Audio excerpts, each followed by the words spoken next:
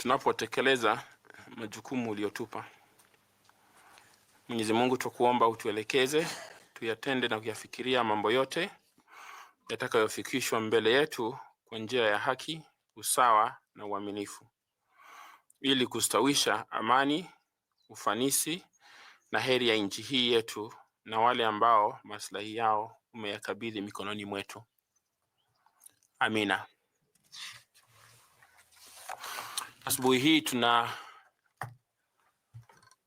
wenzetu 6, 4 asubuhi hii, alafu 2 masaa ya adhuhuri.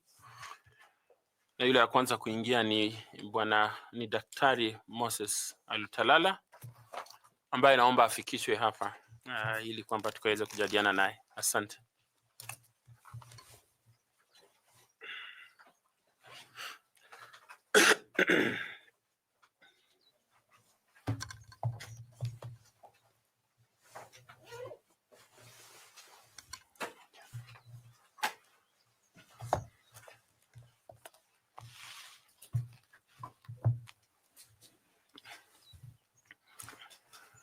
Karibu sana Daktari Alutalala. Keti tafadhali.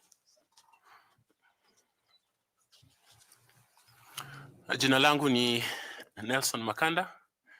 Mimi ni mwenyekiti wa jopo hili ambalo lilituma kwamba watu wakaweze kuleta maombi kwa zile nafasi za makamishna wa tume ya IEBC. Na asante kwa kuitikia huo mwito na kutuma ombi lako, na pia kongole na hongera kwa mmoja wale ambao wameitwa kwa haya majadiliano. Tutaanza na kujuana.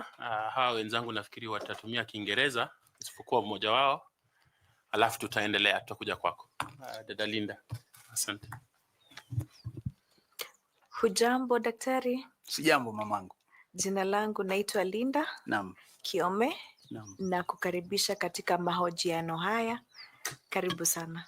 Nashukuru. Bwana Alutalala.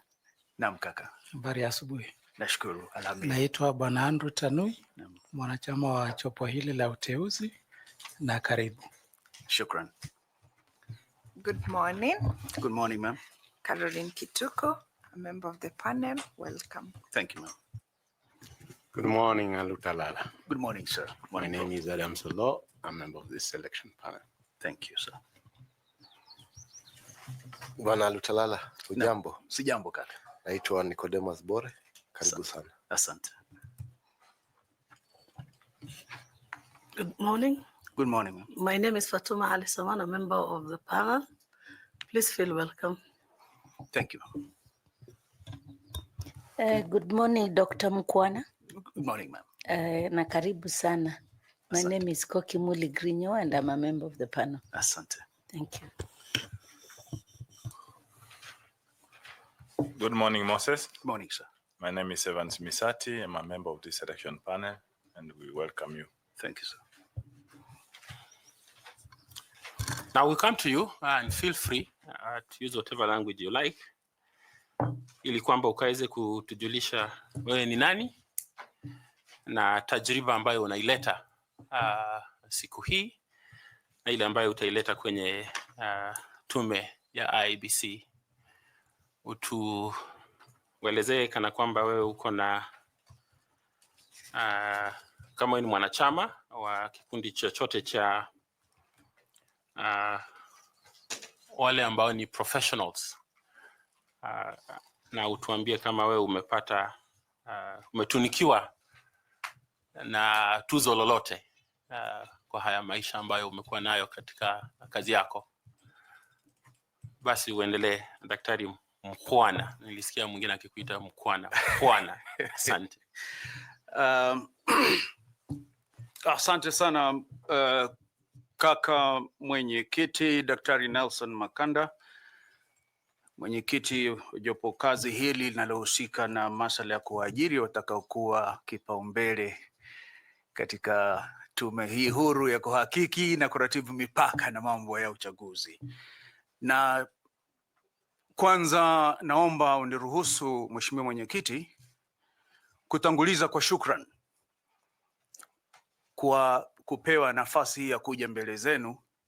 Najua tulikuwa wengi, si wote waliokuja hapa, na kwa heshima hiyo naomba mkubali nitangulize shukran. Jambo la pili, naomba kupitia kwenu, naomba mwashukuru wale ambao wamekuwa kusaidia kazi. Jana nilipata simu asubuhi na mapema nikikumbushwa kwamba zamu yangu ni leo asubuhi. Katika nafasi za serikali mara nyingi kazi haifanywi hivyo, na nilistaajabu kwamba kweli kuna chapwa kazi hivyo katika serikali. Kwa hivyo nashukuru, naomba mfikishe hizo shukrani kwa waliohusika. Mimi jina langu ni Alutalala, babangu anaitwa Mukhwana. Kwa hivyo mara nyingi jina langu tajika ni Alutalala wa Mukhwana, lakini kabatizwa Moses na mamangu, hivyo majina matatu ni Moses, Alutalala, Mukhwana. Kuzaliwa ni katika jimbo kuu la Kakamega, jimbo dogo la Butere, kijiji almaarufu Ituti. Na tajriba yangu kaka mwenyekiti ni kwamba mimi mwanzo nikimaliza shule nimekuwa mwalimu wa shule za sekondari nikifunza lugha na historia. Nimesomea kijijini kule Ituti. Baadaye nimekuja Nairobi alikokuwa akifanya babangu kazi kama dereva, nikaishi mtaa duni wa Kibera. Huko ndiko nimesomea shule pale mjini, hizo shule ambazo huwa kwenye gorofani. Sijui hapa kama kuna rika linaloweza kukumbuka hizo shule. RGS Secondary School, baadaye nikaenda Muguga High School kule katika jimbo la Kiambu. Baadaye nikawa ni mwenye kwenda katika chuo cha kufunzi wa walimu TTC, Kagumo College Nyeri. Nikafuzu, baadaye nikawa ni mwalimu katika hiyo shule kule upande wa magharibi mwa Kenya, Kisii. Lakini baadaye nikajiunga na shule za kibinafsi, Oshol Academy. Huko ndiko nimefunza sana taaluma na mitaala ya hapa Kenya na mitaala ya kule nje, almaarufu the local curriculum and the foreign curriculum. Baadaye nikaona sitoweza kujikimu na kukimu maisha wanangu kama nitasalia mwalimu, na nikaamua kusoma huku nikisomesha wanangu, nikijisomesha mwenyewe. Imenichukua miaka mingi, lakini Mungu ni mkubwa. Baadaye nikajaliwa kufuzu kama wakili katika chuo cha Nairobi.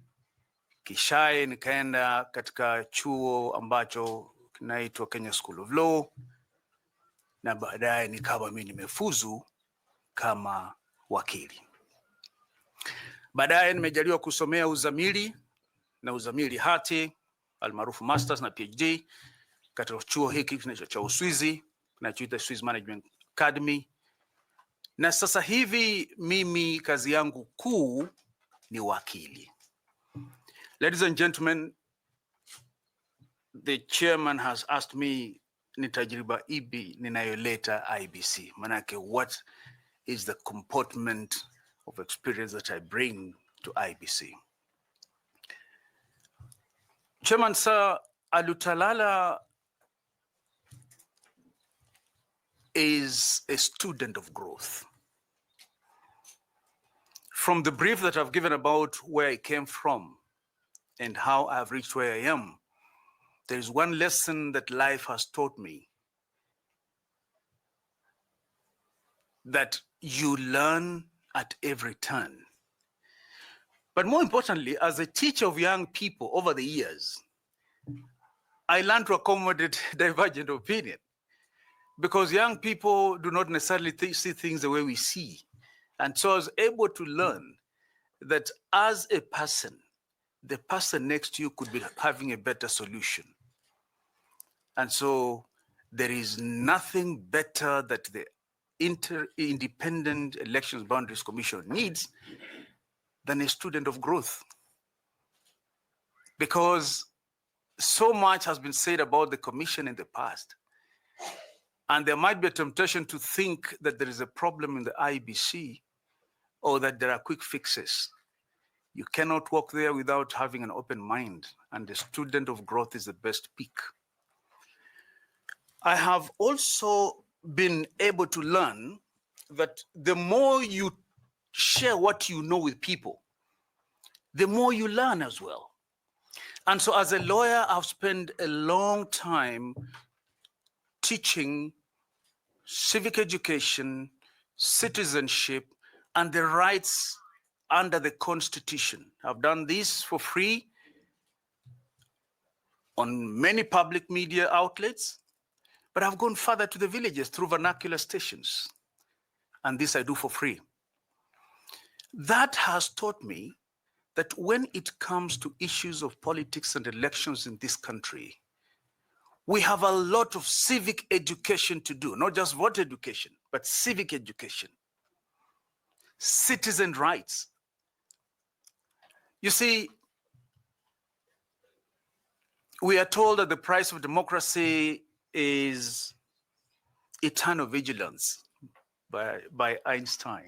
But how can you be vigilant if you do not know what you're vigilating about? And therefore, as a public media commentator and analyst of governance issues and the constitutional issues, I have had the chance to interact with the masses on matters of elections, governance, and leadership. And I've picked lessons.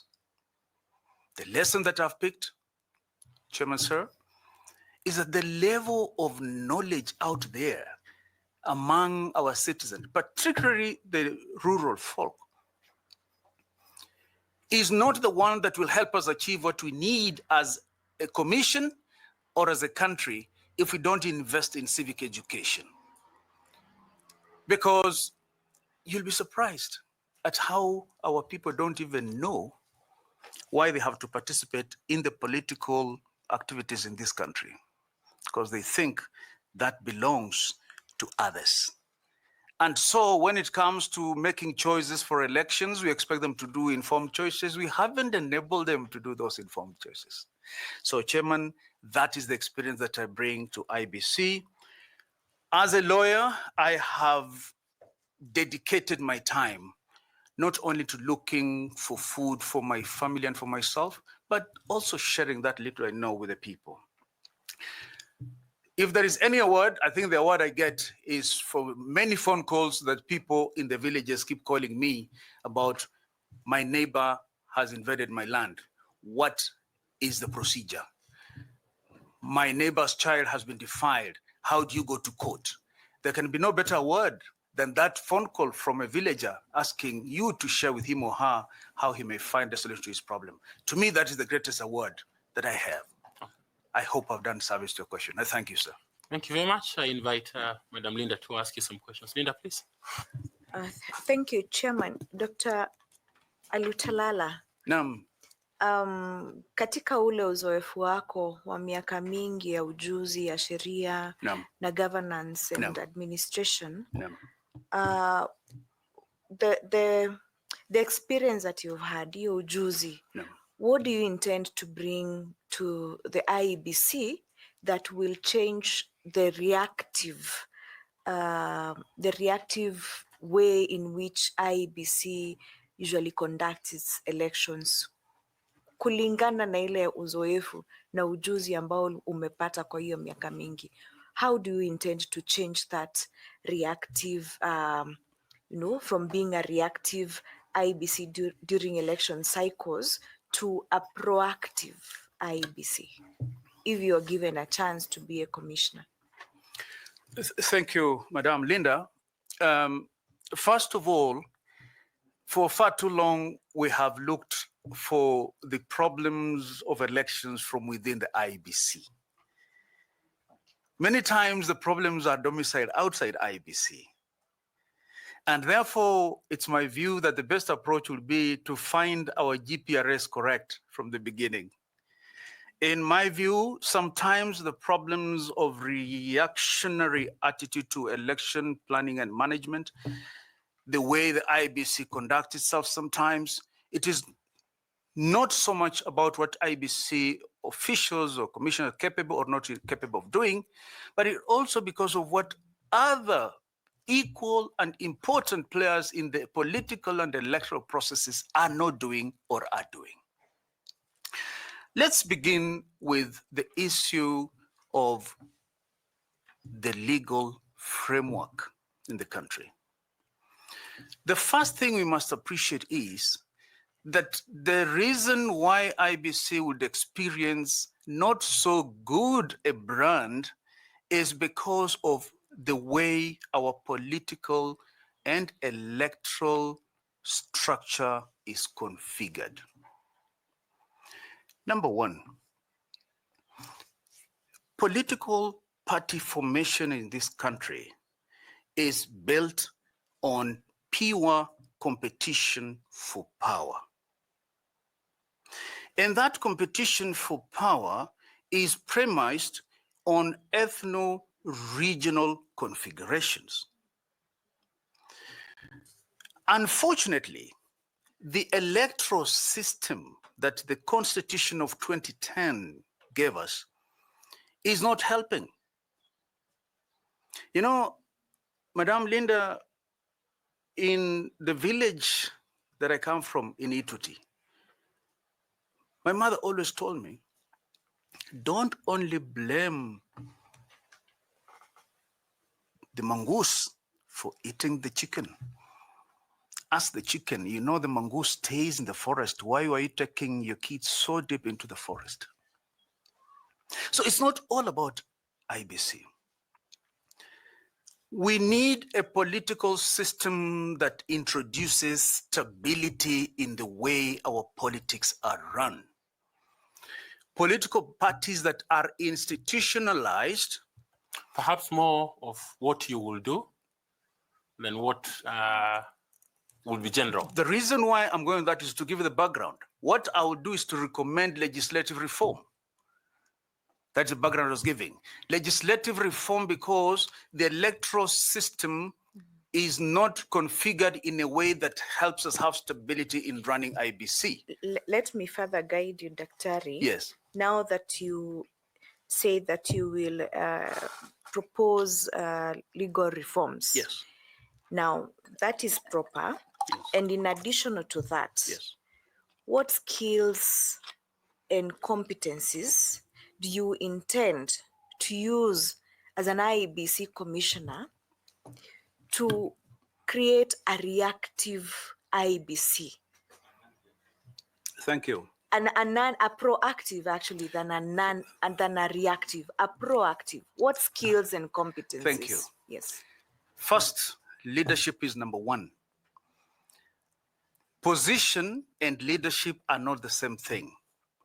Position is what you get by virtue of your qualifications. Leadership is about influence and influencing people. So the thing that I must bring to IEBC if I get the opportunity is to espouse leadership. And leadership is in various levels. The first leadership level that you'll have is position. That anybody can get based on the initial qualifications. But there is a second stage of leadership that you require. And that is level 2, according to John Maxwell. And that is what we call permission.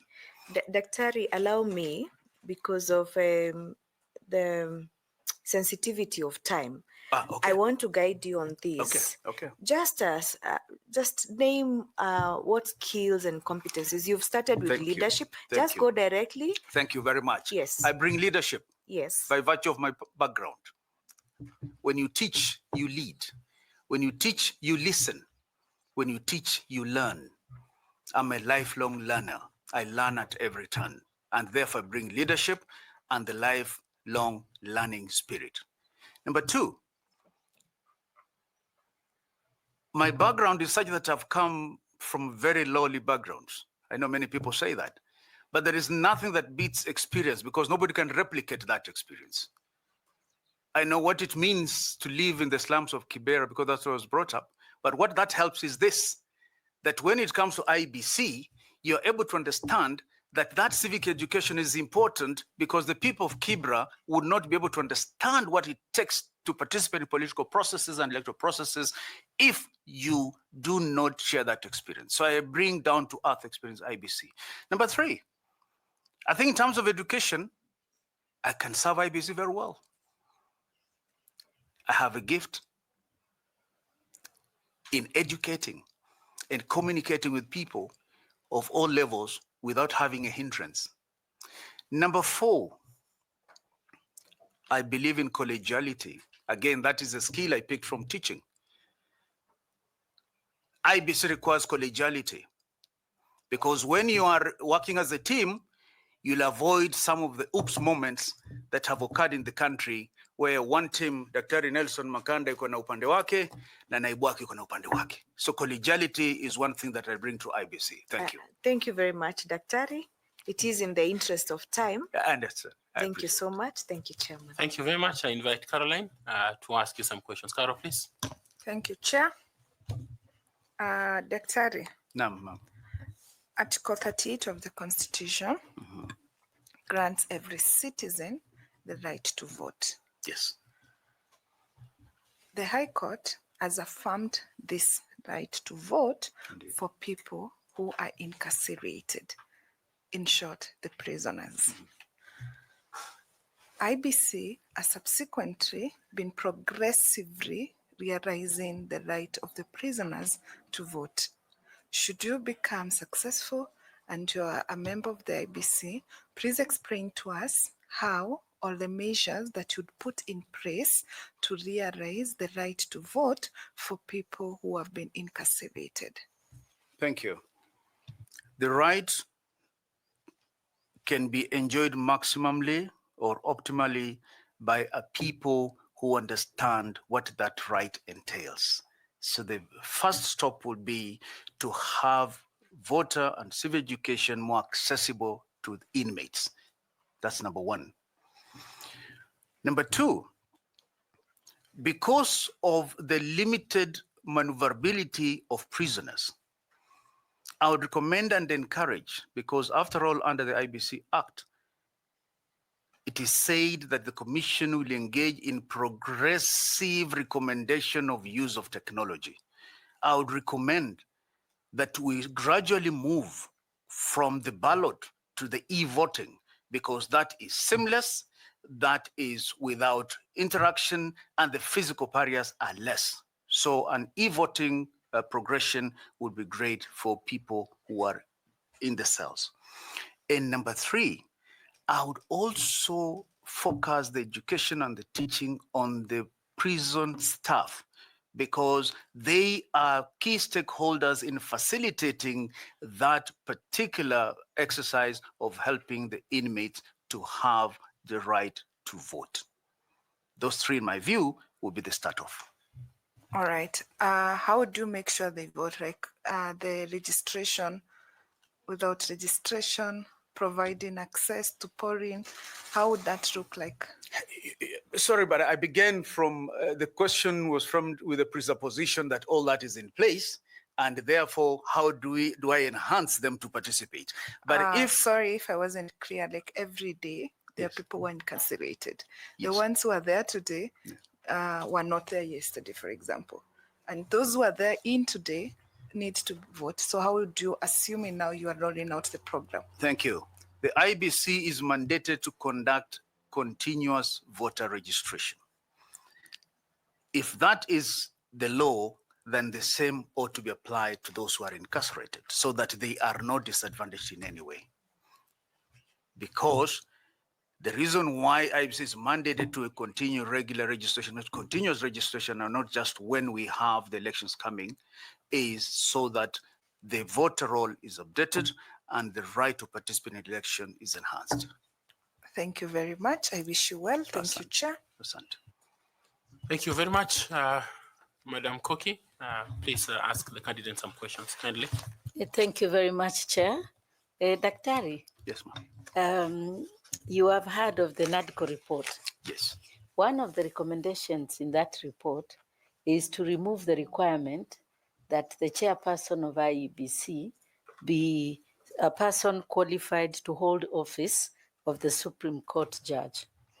The first question I want to ask you is, do you agree with that recommendation, and why you agree with that recommendation? And if you do not agree with that recommendation, why do you not agree with that recommendation? Then I can ask you the follow-up question. Just be very brief because we don't have much time. In life, there is nothing wrong in aspiring for the best that there is. So in principle, there is nothing wrong in us aspiring the Commission of IBC to have the highest level in terms of the legal ladder. I would have no problem. I do not know the reasoning behind the requirement that they ought to be equivalent of a Supreme Court judge, but it is possibly because as one of the independent commissions under Chapter 15. That's already in the law. So the NADCO report is seeking to remove that requirement. Yes. And I'm asking you whether you agree with their quest to remove the requirement and why.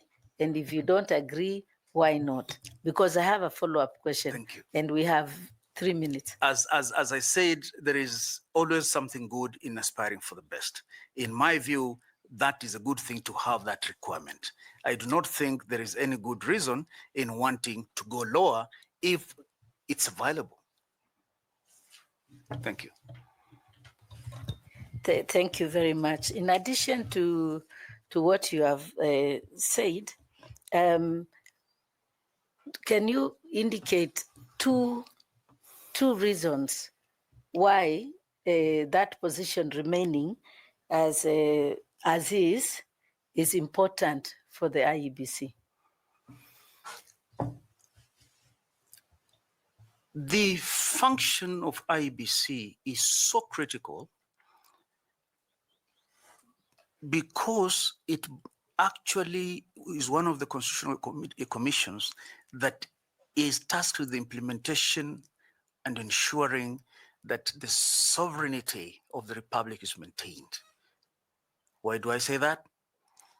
Because under the Article 1 and 2 and 3, they say sovereignty belongs to the people, but that sovereignty is delegated to various organs. So an electoral commission, by what it's doing, it enhances the protection of the right to sovereignty. And therefore, it is so important that it is elevated, and therefore the position of the IEBC chairperson being at that level is rightfully elevated. Number two, given what we've been through this country in terms of the disagreements over the results of elections, it will give credibility, it will give high stature to the position of the chairmanship of IEBC if that requirement is what there is. And as I've said, there is no lack of qualified personnel in terms of HR in that accord. Thank you. And I hear you saying that because of the regulation, or at least the requirement for compliance with the Constitution and the law, should be one of the reasons. It's a good ground to hinge upon that argument, but it's not the only one. Thank you very much, Daktari, and I wish you all the best. Thank you. Chair, thank you. Thank you very much. I want to ask FCP Tanui to ask you some questions. Tafadhali, ndugu. Asante mwenyekiti. Bwana Lutwala, I want to follow up from where my colleague Ambassador Koki left, more so on this issue of NADCO report on the chair of IEBC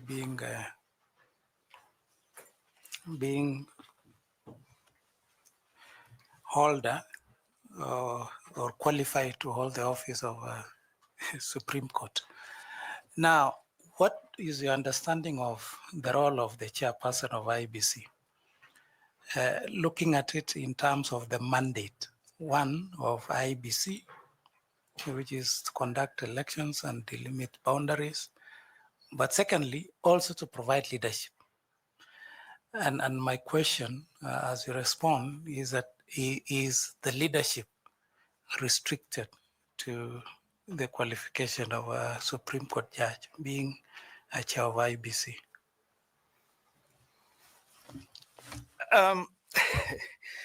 You know, a qualification many times is a linear qualification in terms of you have the qualifications similar to those of one who can hold a Supreme Court judge. But leadership is not only domiciled in that linear progression. So leadership as a whole can be seen and can be found in any other qualification.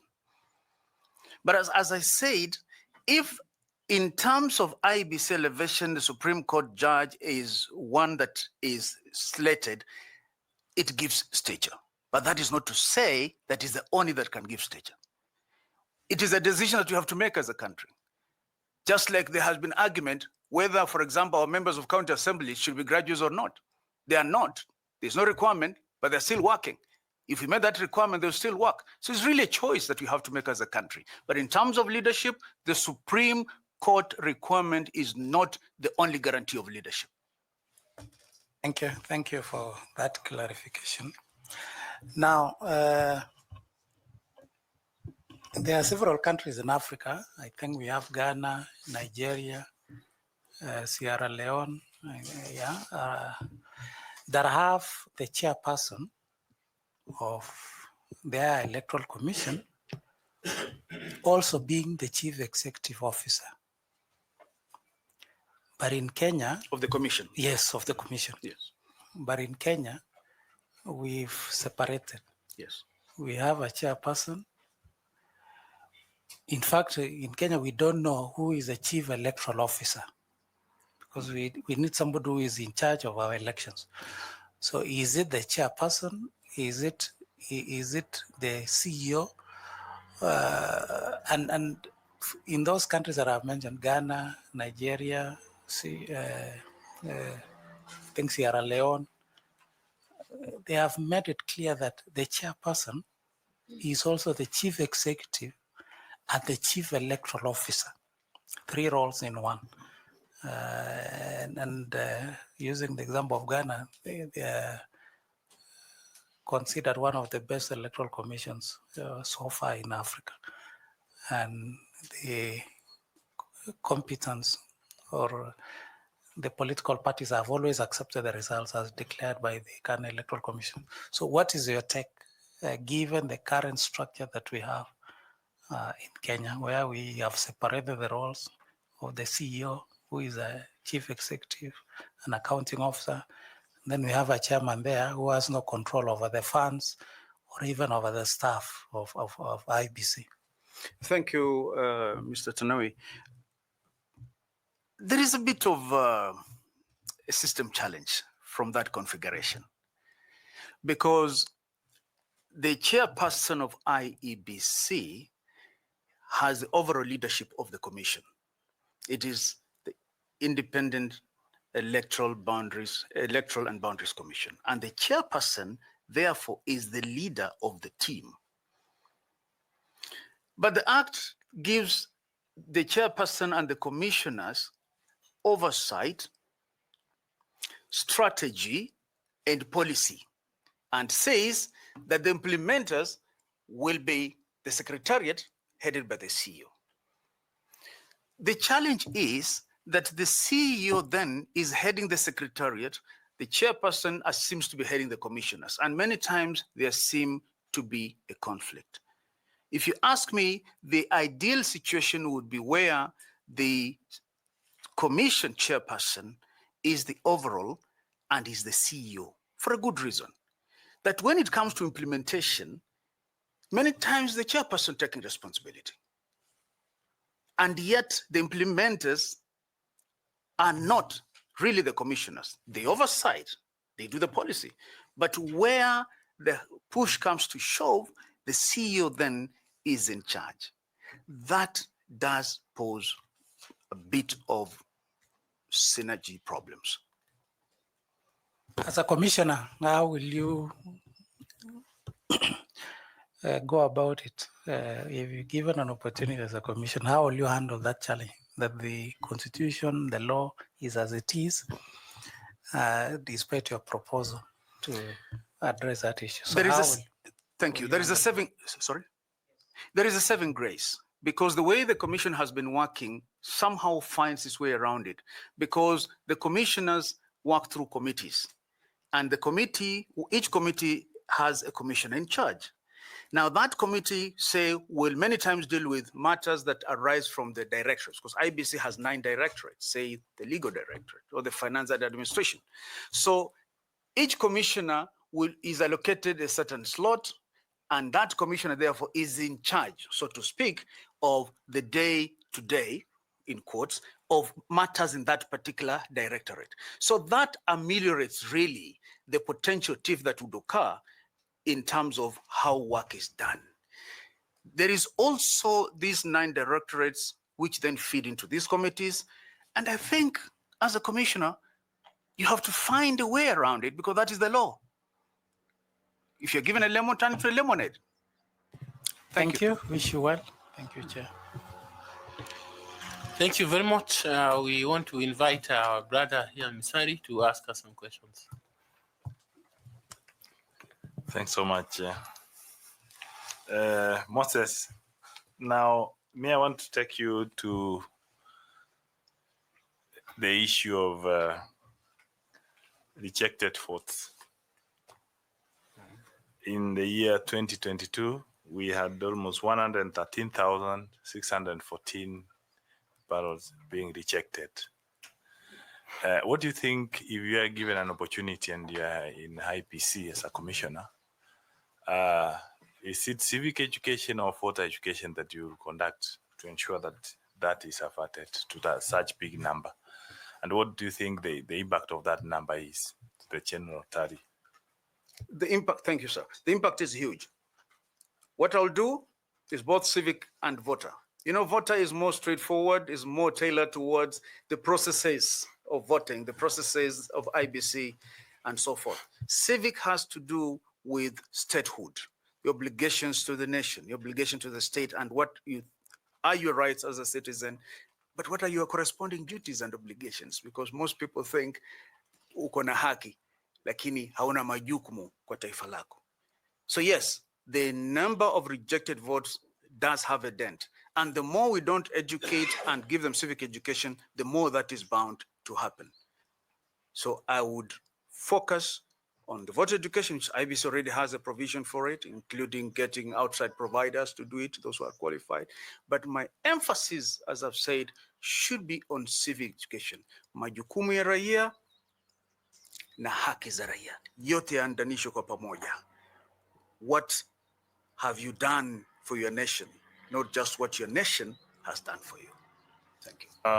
As a follow-up question, we have the core activities of IEBC and those that can be supported with the donor support. Kindly mention 2 in each cases that can be supported by the donors and the ones that we must strictly service from the exchequer, and the reasons why.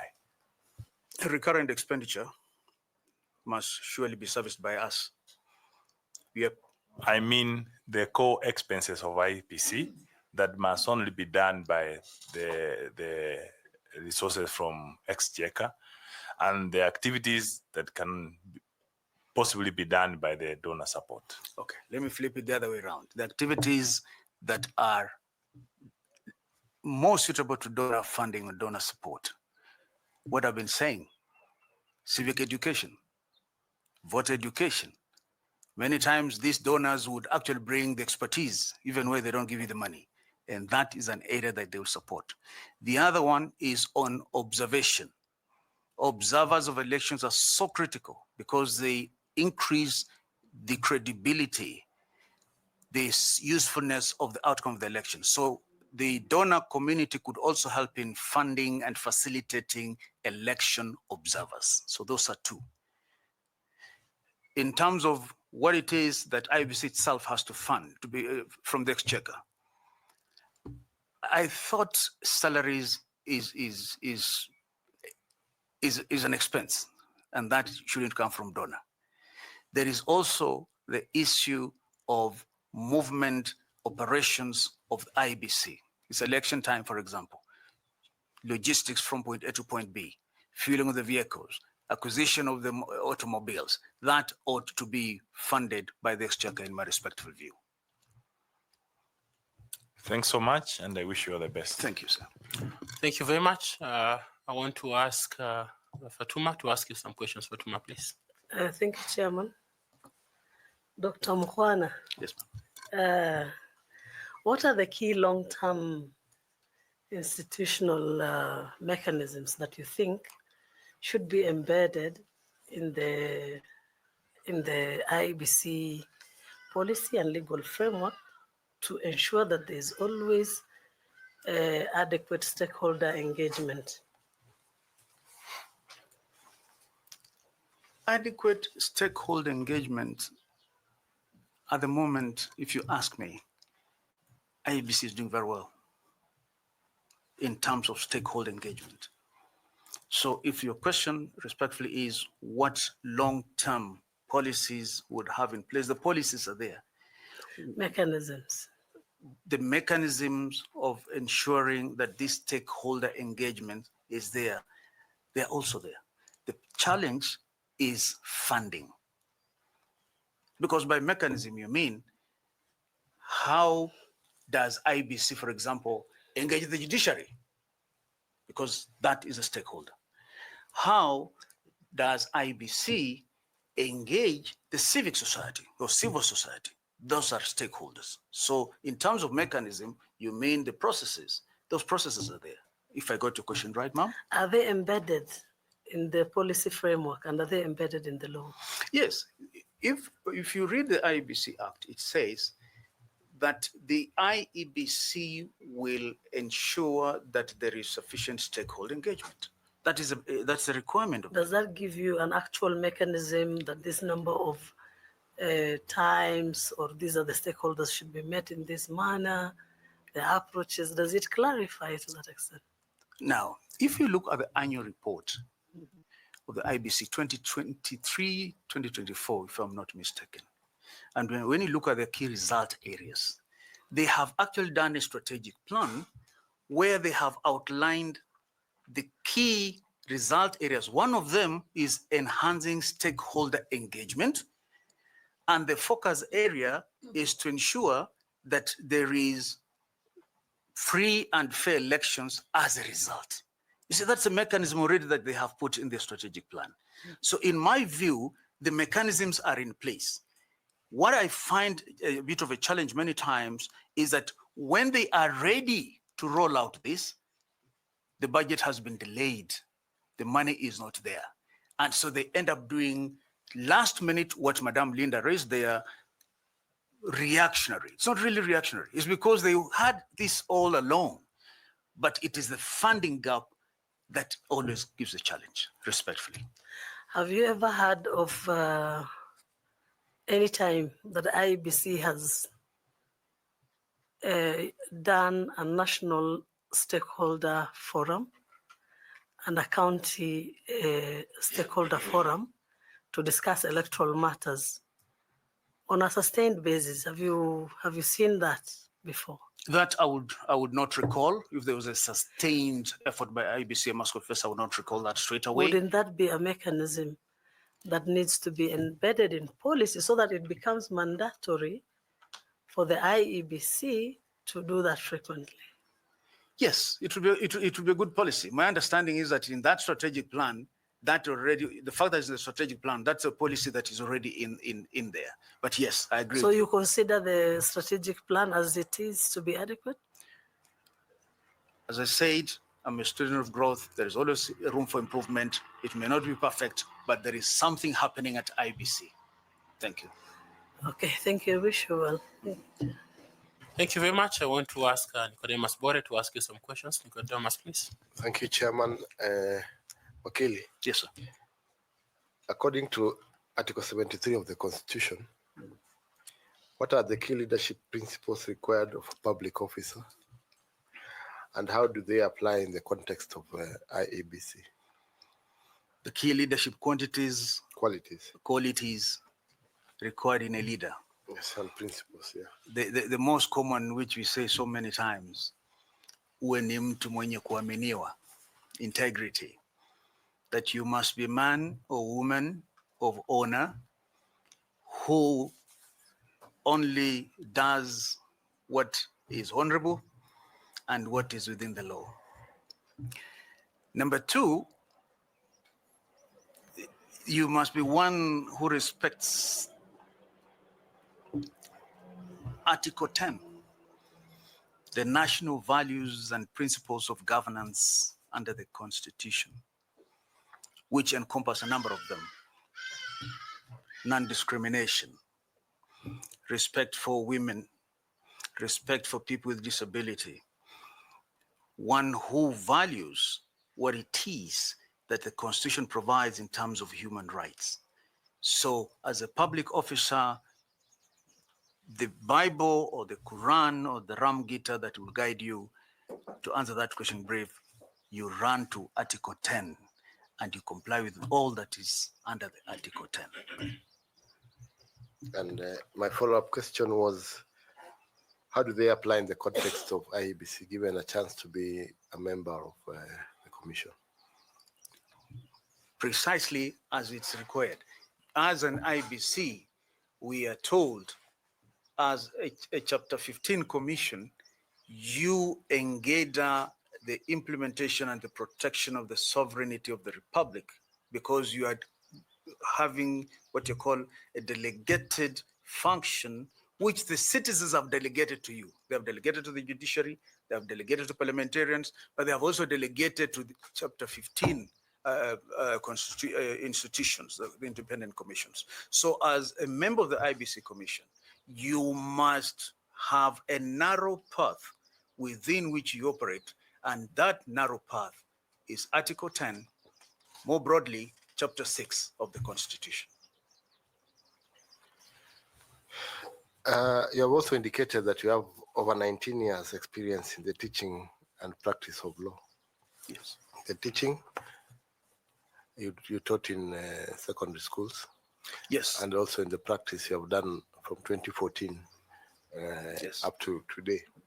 If appointed as a member, what relevant experience from teaching will you use to sort out the issues affecting IEBC in terms of trust? People's skills. It is one thing to have a position, and quite another to appreciate that all these people have something to bring on the table. You know, as one sage said, I think that was Winston Churchill, if you allow me, that the greatest lesson he learned in life is that sometimes even a fool is right. So that when you are dealing with people, you must appreciate that even if that other person's views seem to be so lowly, he or she might have a point. If you went to London Market where there are so many madmen who speak very good English, even in that madness, there is a method. So the greatest skill, in my view, that I'll bring to the table is people's skills. Teaching is people-driven, and you have to learn that you cannot be right all the time. The second one, as I said, is the ability to educate people. Civic education, voter education is premised on the ability to communicate. The third virtue or skill that I'll bring is what I call communicate, communicate, communicate. If you look at the Jimmy Carter Center report of 2017, one of the exit reports they gave is that in 2017, when the temperatures began rising, one thing that the commission did not do right is that they proceeded to announce the result without communicating to the public that it was okay to communicate those results, because under the law, what it is that was remaining would not materially affect the outcome. But most importantly, that they would still announce what was left when it comes. Communication is what I'll bring. Thank you very much, and all the best.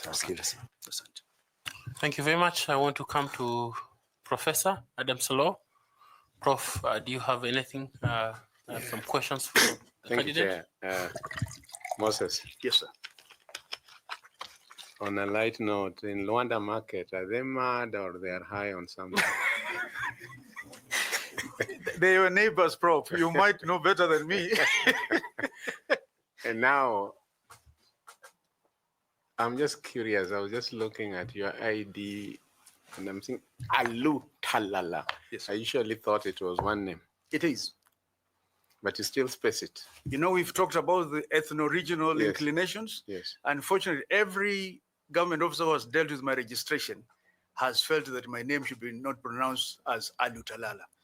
I have revised those IDs 3 times. The last one, they even gave me now the wrong location. I come from Ituti, but they took him to Shetzale. Okay. So my names are Alu Talala, but the ID gets it wrong. Okay, thank you very much. Just to follow up where my colleague Borrell left. Yes, sir. What is the relevance of Article 232 of the Constitution? That is the values and principles of public service. And you have told us about one of your strengths is leadership. Yes. In guiding IEBC leadership practices. The values of public service.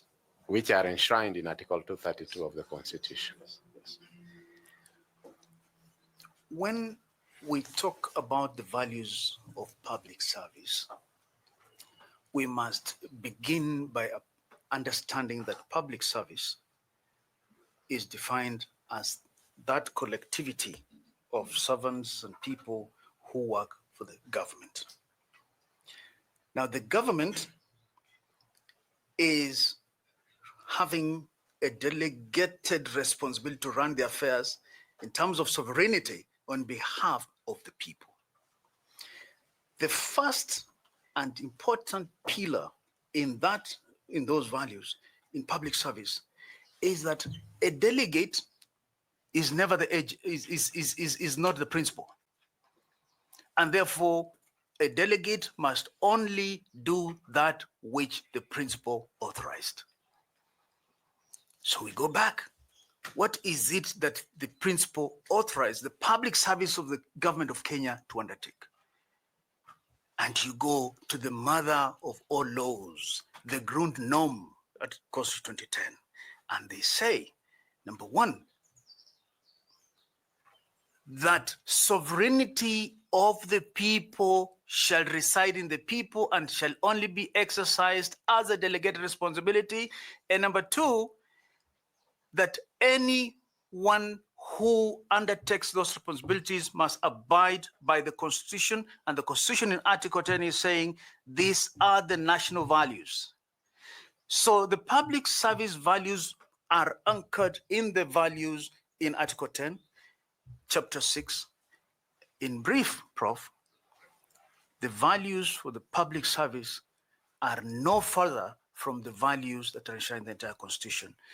But one that could stand out is when it comes to public finance, that public finance must only be spent in the manner in which it's provided by the Constitution, and most importantly, by the Public Finance and Management Act. Very well. My last question in this segment, you have said you've walked the journey of Kenya from the slums to where you are now. You are a political commentator, and I'm sure you are aware that Kenya is already experiencing increased political polarization ahead of the next general election. You've heard of the one-term president. Yeah. You've heard of, we know how to produce a president for 24 years. Mm. You've heard of, we shall not be sitting aside to Tajaza. You are seeking to be an IEBC commissioner. What long-term strategy would you initiate to reinforce national unity through electoral processes?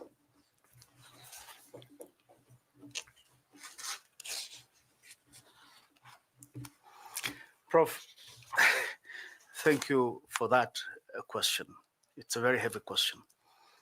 And with permission of the chair and your permission, allow me to quote one of these scholars whose works I read a lot.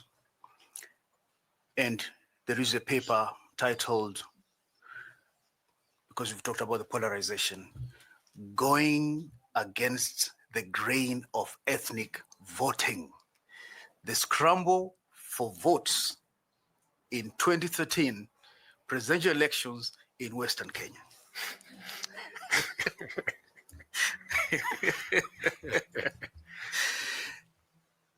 I'll disclose the author later. What this author says, and he has articulately, in my view, documented from 1992. You know that from 1963 to 1991, we were basically single party. 1992, we had the first multi-party elections. And this good professor has documented that in every of those elections, 1992, 2097, 2002, up to 2013, when he was writing this paper, because he wrote it in 2016, he says that all communities, except one, all their leaders were able to galvanize their ethnic communities behind them, therefore ending up with coalitions that were basically ethnic. Without giving credit to that one community, he says that that's only one ethnic community. That author is called Olo Adams, professor.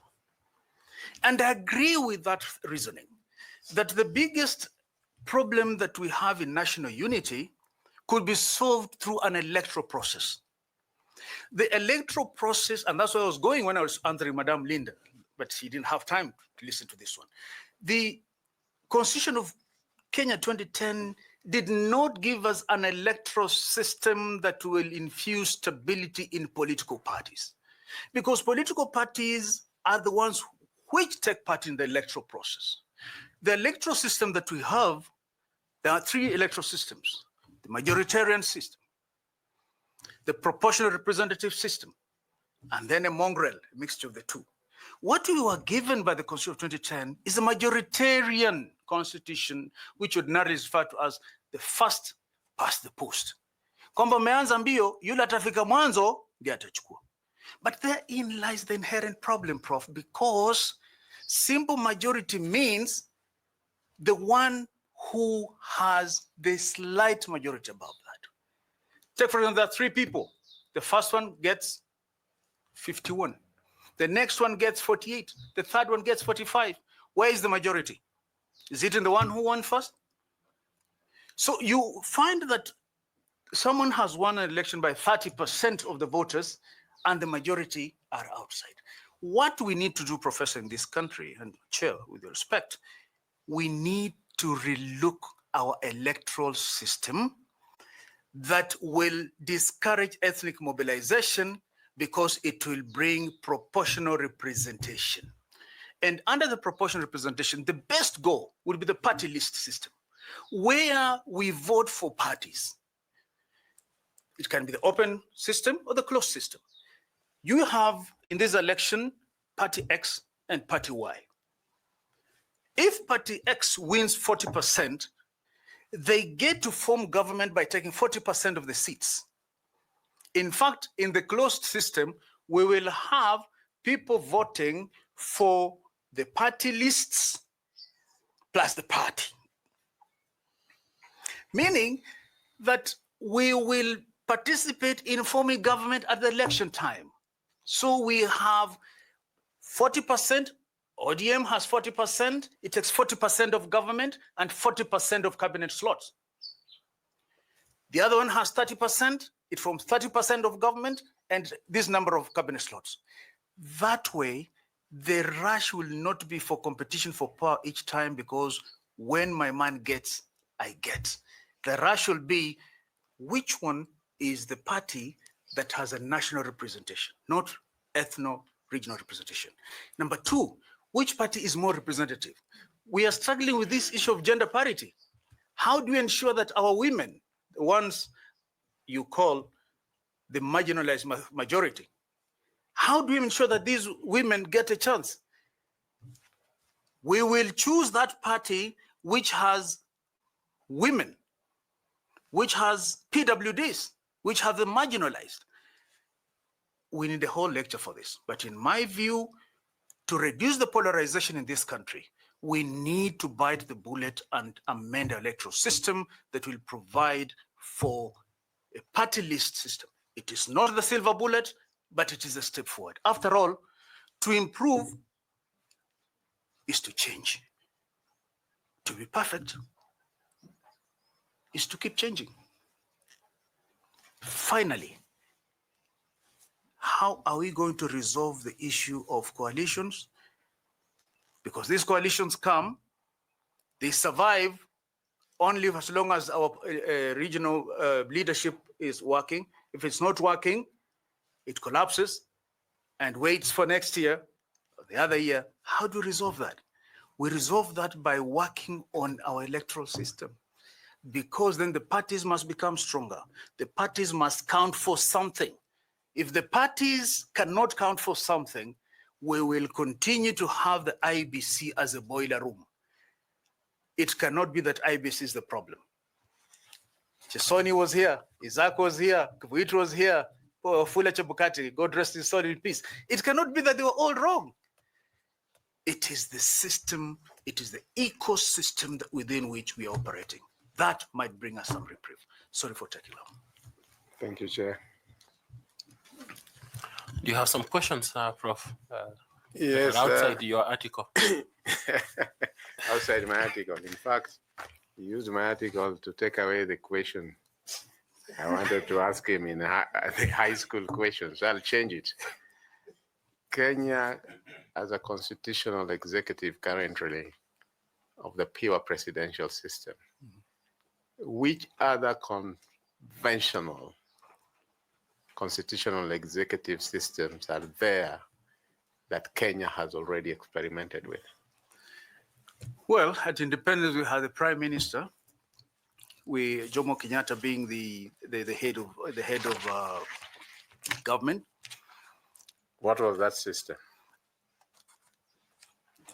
This Initial, one we have head of state and head of government. We call it the pure presidential system. yes, head of state and head of government. Where you have the prime minister as head of government. That's what system?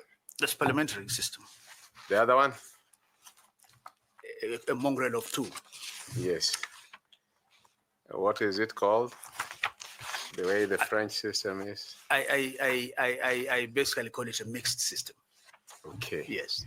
My last question is, you've been a teacher. Yes, sir. So I'm taking you to geography and landmarks. Name 2 lakes in the East African region, excluding Lake Victoria, that are shared between 2 or more countries, and which are those countries that share those water mass? Okay. I think it's Lake Tanganyika. On the other side must be the DRC. I'm not sure about that one. And then there is Lake Nyasa.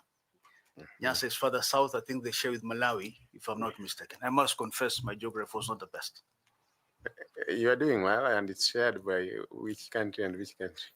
Must be Malawi, Zambia. Would Nyasa also be called Malawi? Well, because the Malawi basically was Nyasa land. Thank you, sir. In history. Thank you. Have you asked 2 questions or 1? The first one was on the... Okay, yes, the parliamentary and presidential. Okay, thank you very much. Thank you, Dr. Mkwana. We have learned a lot from your responses to the questions put to you. And indeed, Kenyans have also learned, because many of them will be watching this. We want to wish you well. I don't know in a minute whether you have a comment or a question to ask, so that we can proceed and release you. Well, thank you very much, Mr. Chairman, sir. I do not have a question.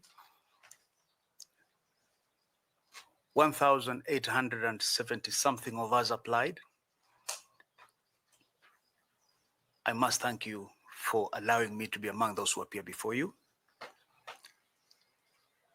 I thank you for the privilege of your time. Asante. Thank you very much, and blessings to you. You find a gentleman at the door who has your documents. The notebook and the pen are yours. Feel free to pick them kindly. Thank you. Asante. Asante sana. Shukrani. Asante.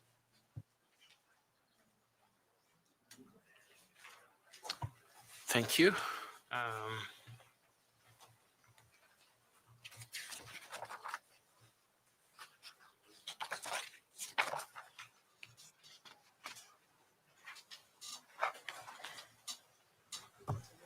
Next candidate is Moses Lemayan Noseli.